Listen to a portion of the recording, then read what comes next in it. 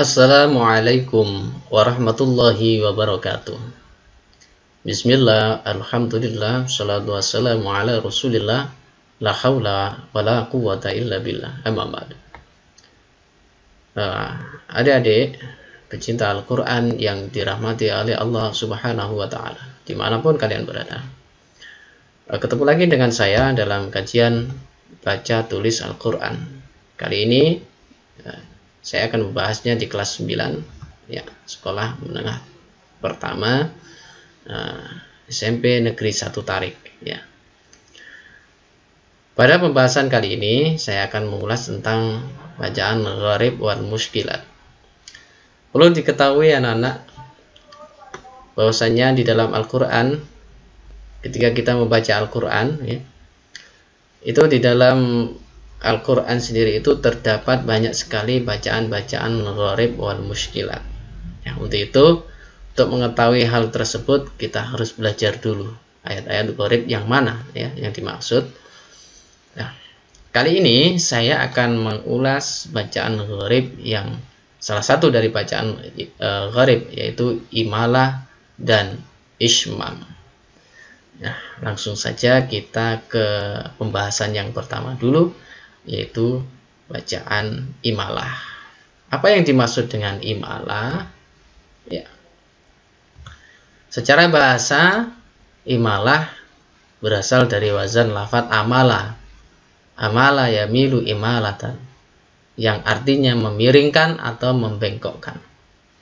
Sedangkan menurut istilah ini dijabarkan memiringkan fathah kepada kasroh atau memiringkan alif kepada ya.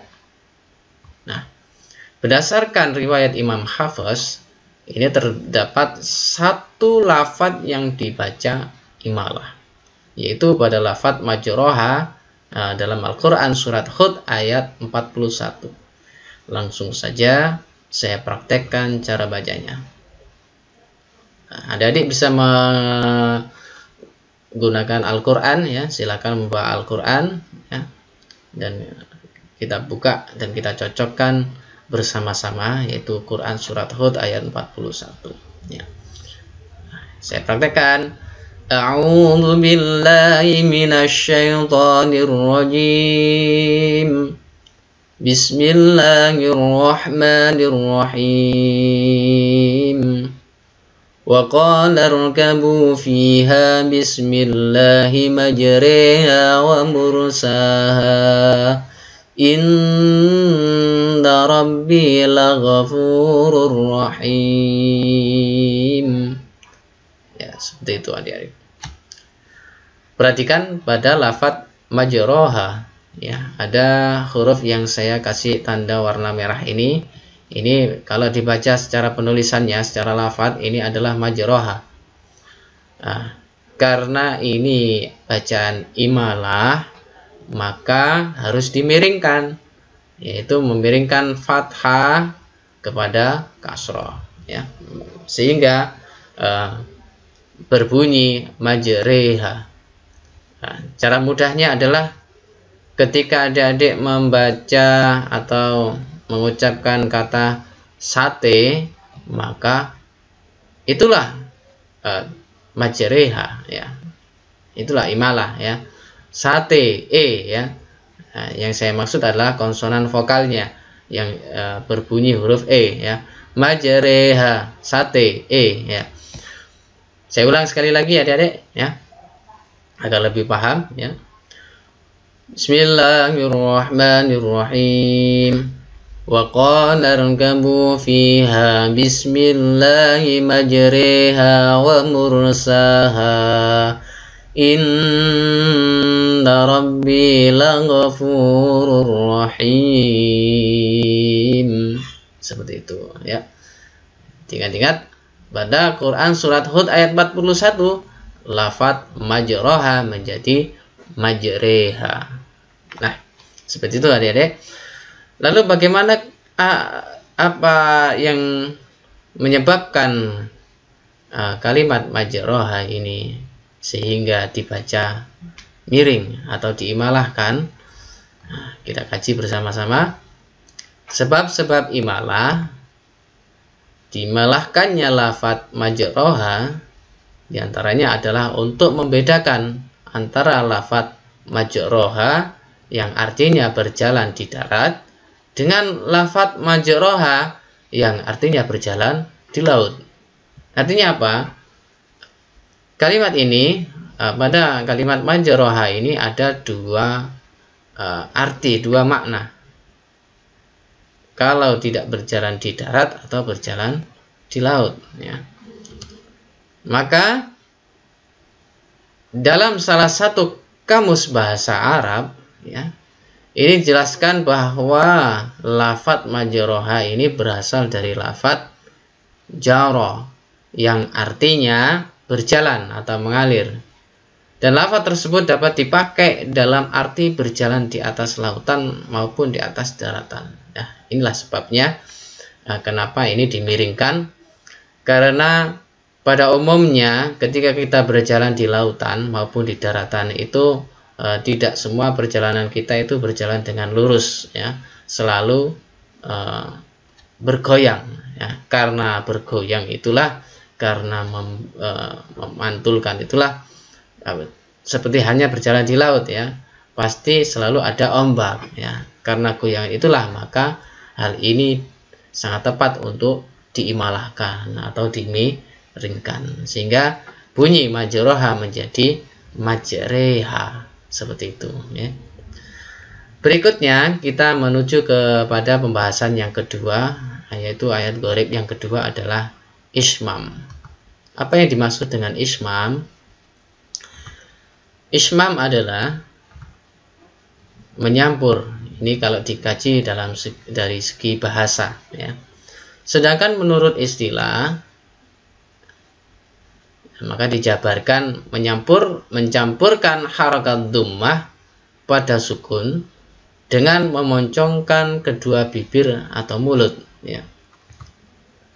Nah, berdasarkan qiraah riwayat Imam Hafs, ini dalam Al-Quran hanya terdapat lafadz la ta'manna yang dibaca ismam, ya, yaitu pada Quran surat Yusuf ayat 11, ya. Bagaimana cara membacanya? Langsung saja saya praktekkan. Bismillahirrahmanirrahim. Qalu ya abana ma laka la ta'manna ala Yusuf La ta'manna ala Yusuf wa inna lahu lanasihun. Ya. Perhatikan pada kalimat la ta'manna, ya. Saya kasih tanda warna merah, ya. Di situ ada huruf nun yang bertasydid, ya. Huruf nun yang bertasydid ini harus dibaca ismam atau memoncongkan mulut kita, ya. La ta'manna, seperti itu, ya. Saya ulang sekali lagi, la ta'manna, ya. Cara membaca Quran surat Yusuf ayat 11 dengan dibaca ismam pada kalimat la ta'manna, ya, dengan memuncungkan kedua bibir pada huruf nun yang bertasydid tersebut, tepatnya pada nun yang bertasydidnya. Sekarang apa yang menjadi penyebab atau alasan dari diismamkannya lafadz la ta'manna, ya, tentunya kita kaji bersama-sama dulu.